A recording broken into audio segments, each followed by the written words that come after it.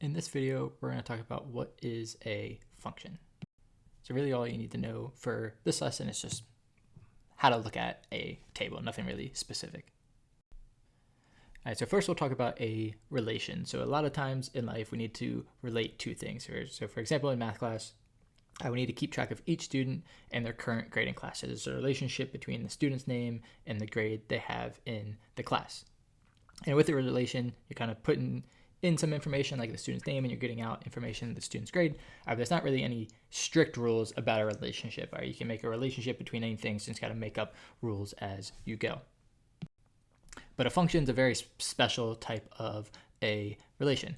For a function, when you put in one thing, so I put in one thing, I'm going to get out only one thing. So really the important thing is that what you're getting out, the fact that you're only getting out one thing. For the input, the thing we're putting in, generally we'll call that x. The output, the thing we get out of our function, we call y. So one kind of metaphor for a function is like a vending machine.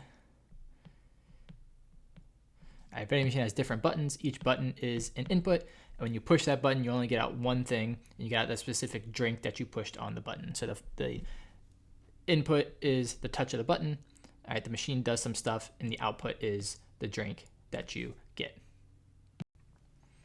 So our first goal for determining if something is a function is we're going to look at tables.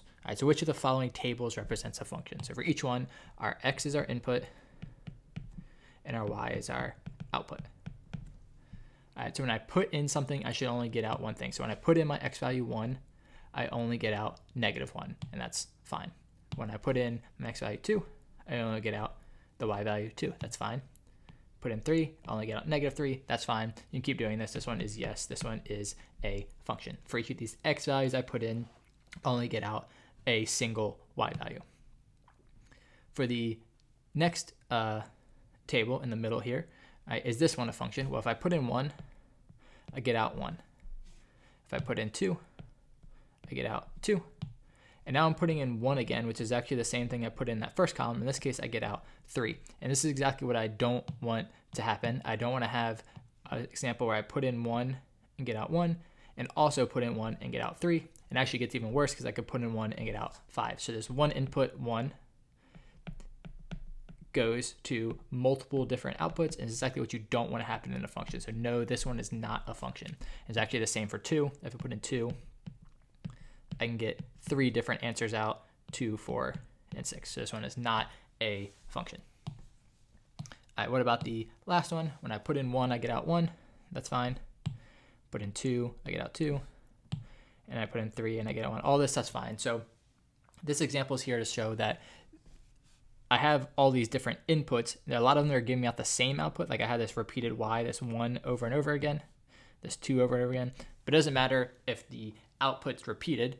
It just matters that one input doesn't go to multiple outputs. So this picture here is bad, but this picture here where 1, 3, and 5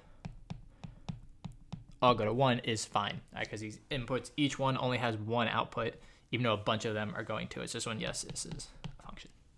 So you want to see if there's one input that goes to multiple outputs. So here's one for you to try on your own. Determine if this one is a function.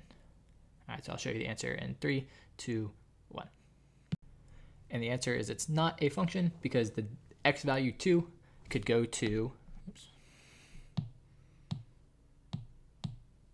the x value 2 could go to 2, or it could go to 1. So it's just one input can have 2 outputs. That's exactly what we don't want to happen with a function. And the last thing we're going to talk about with for now is if determining something is a function, if we look at a scenario, so some real world scenario for kind of relating two things, is it actually a function? We say the output is a function of the input. So it's one of those kind of slightly backwards confusing things. The output, when we say it in a sentence, actually goes first, and the input goes second, even though we put the input into the output. So this is kind of a sentence, the way we say it. Y is a function of x. So is this one a function? The height of a ball is a function of the time since it has been thrown. So our input would be the time, and our output would be the height. So I put in a time. Is it possible for me to get 2 different heights?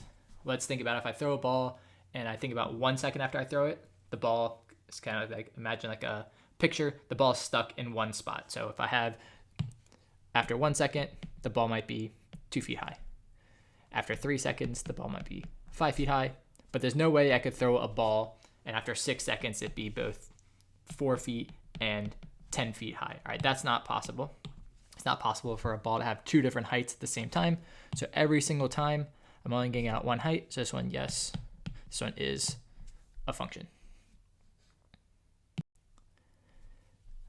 All right, the speed of a car is a function of how far away it is from home. So our input is kind of the distance away from the house, and the output is the speed. So if I think about a single distance away from the house, say I'm 2 miles away from my house.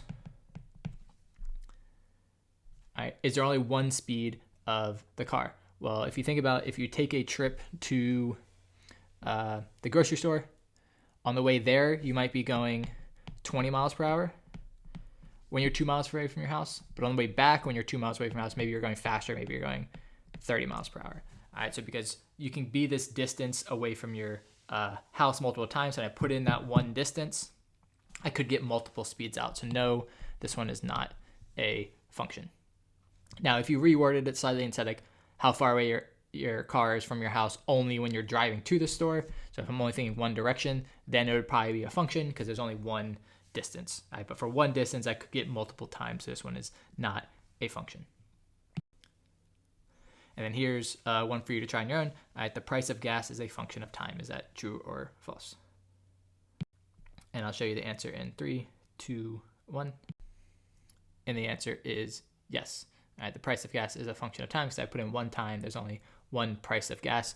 And actually, now that I think about it, you actually could answer no for the kind of reason. I'm thinking at a single gas station, if I put in one time, there's only one price of gas at that time. But if you think about all the gas stations in America, if I put in one time, there's a bunch of different prices. So really, it's just the way you word it. And that's why when I'm kind of testing you on this topic, there'll be a part where you have to explain your reasoning. So if you say yes, at this one gas station, at any time, there's only one price, then it makes sense. And if you say no, because in America, there's a bunch of different gas stations, so at any one time, there's a bunch of different prices, then that's also a good thing. So as long as you use your reasoning and your words to explain and support your answer, then it'll be fine. All right, so go ahead and practice determining if things are a function.